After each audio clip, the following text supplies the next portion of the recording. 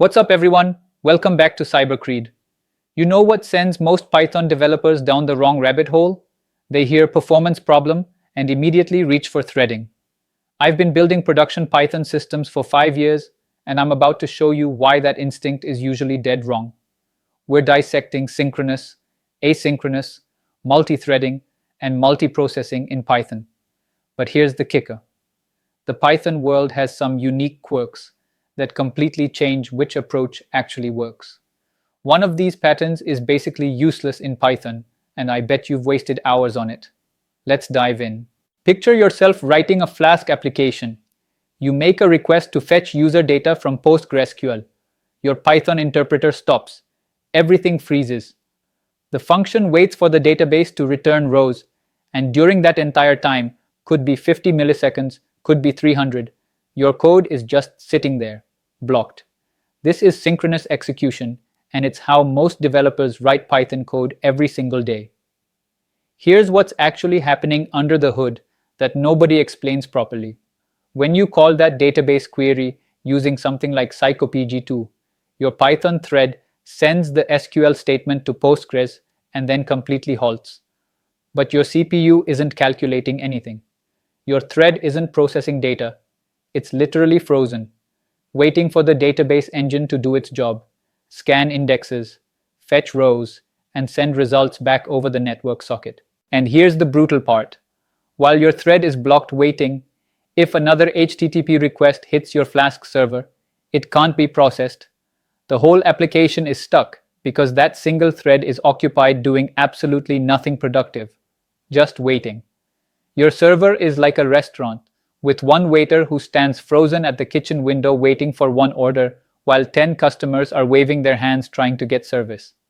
Now, back in the early Python days, developers looked at this blocking nightmare and said, we need concurrency. So they turned to the threading module, spin up multiple threads, let each one handle a different request. Problem solved, right? Wrong. Dead wrong. And this is where Python's most notorious design decision comes into play. Python has something called the Global Interpreter Lock, the GIL. Think of it as a single golden key, and only the thread holding that key can actually execute Python bytecode. Even if you spin up 20 threads, only one can run Python code at any given moment. The GIL gets passed around between threads, sure, but you never get true parallel execution of Python code. So threading in Python gives you concurrency, multiple threads taking turns, but not parallelism. They're not actually running simultaneously. It's like having 5 cashiers at a grocery store, but only one working register that they all have to share. They keep swapping positions, but only one is actually scanning items at any moment. Now, there's a specific case where threading actually helps in Python, and this is important. If your thread is doing I/O operations, waiting on network responses, reading files, database queries, while it's blocked waiting, the GIL gets released. Other threads can execute during that waiting time.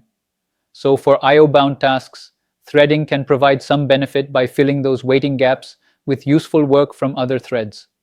But the moment you try using threading for CPU-intensive work, processing images with Pillow, crunching numbers with NumPy, parsing large JSON files, the GIL destroys you.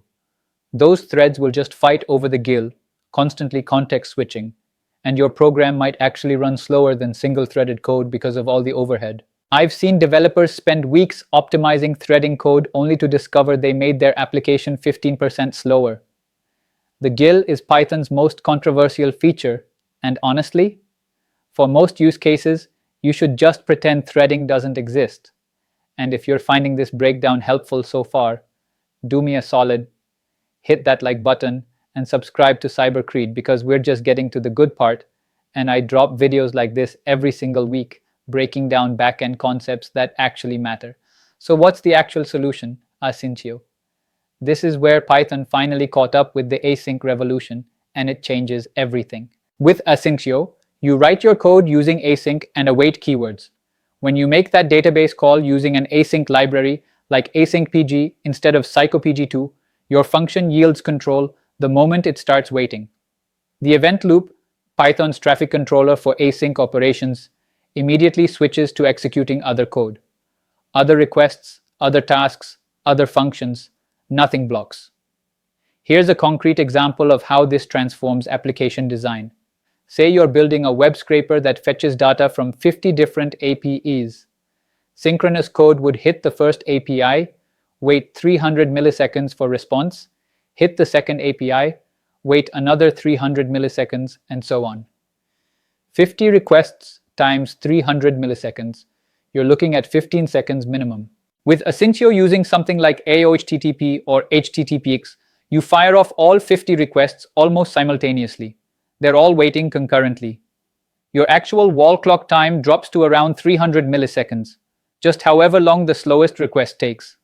You've gone from 15 seconds to under half a second. Fast API has become massively popular in the Python world specifically because it's built on Asyncio. Every request handler can be an async function. When one request is waiting on the database, FastAPI's event loop is handling 10 other requests. You get concurrency without the GIL headaches, without race conditions, without shared memory nightmares. But you have to be careful with one critical gotcha. If you accidentally call a synchronous blocking function inside your async code, like using the regular requests library instead of AOHTTP, you've just blocked the entire event loop. Everything freezes. It's like one person stopping to take a phone call in the middle of a busy sidewalk. The whole flow of traffic backs up behind them. The Python async ecosystem has matured beautifully over the last few years. Async PG for PostgreSQL, Motor for MongoDB, AO Redis for Redis. There are async versions of basically every I/O library you need, and the syntax with async and await makes it readable. You write code that looks almost synchronous, but executes asynchronously. Now let's talk about the actual solution when you need true parallel execution for CPU-heavy tasks, multiprocessing. The multiprocessing module in Python spawns entirely separate Python processes. Each process has its own interpreter, its own memory space, its own GIL. They don't share anything by default. This means you finally get true parallelism. Multiple CPU cores actually running Python code simultaneously. Let me give you a real scenario where this matters. Say you're processing 10,000 images, resizing them, applying filters, converting formats. Each image takes 2 seconds to process with Pillow. Single-threaded, that's 20,000 seconds, over 5 hours. With multiprocessing, you create a pool with 8 worker processes, one for each CPU core on your machine. You map your image processing function across the 10,000 images. Now you have 8 processes genuinely working in parallel. Your total time drops to around 2,500 seconds. Under an hour. You've achieved nearly an 8 times speedup because you're actually utilizing 8 cores simultaneously. Python's multiprocessing module gives you different communication mechanisms. You can use queue objects to pass data between processes. You can use manager objects to share state, though be careful here because shared state brings back some of those coordination headaches. You can use pipe for direct process-to-process communication. The really powerful pattern is using multiprocessing with process pools for embarrassingly parallel problems. Tasks that can be divided into independent chunks with no coordination needed. Data processing pipelines, batch jobs, scientific computing, machine learning training on different data subsets. These are where multiprocessing shines. And here's where it gets even more interesting for production systems. You can scale this pattern horizontally using Celery. Celery is a distributed task queue that essentially treats different machines as different processes. You have worker processes running on 5 different servers, all pulling tasks from a Redis or RabbitMQ queue. You've gone from multiprocessing on one machine to distributed processing across your entire infrastructure. So here's your Python-specific mental model. Synchronous code is your default, simple, straightforward, but blocking. Asyncio is your weapon for I/O-bound operations. Web servers, API clients, database-heavy applications, anything spending most of its time waiting on external resources. Threading is mostly a trap in Python because of the GIL. You might use it for specific I/O-bound cases, but Asyncio is almost always better. Multiprocessing is your answer for CPU-intensive parallel work, data processing, image manipulation, numerical computation, anything that's actually crunching numbers.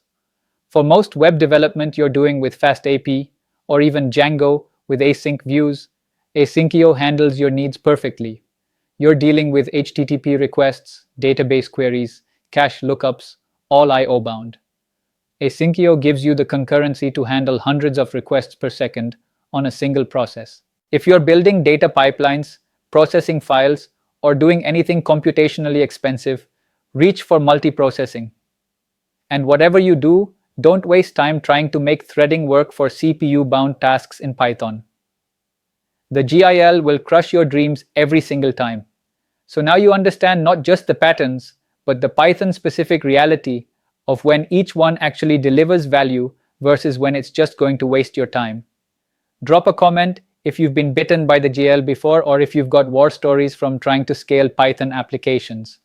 And if this cleared up the confusion around Python concurrency, make sure you're subscribed to cybercreed because we're breaking down Python performance optimization techniques next week. Keep shipping code, and I'll see you in the next one.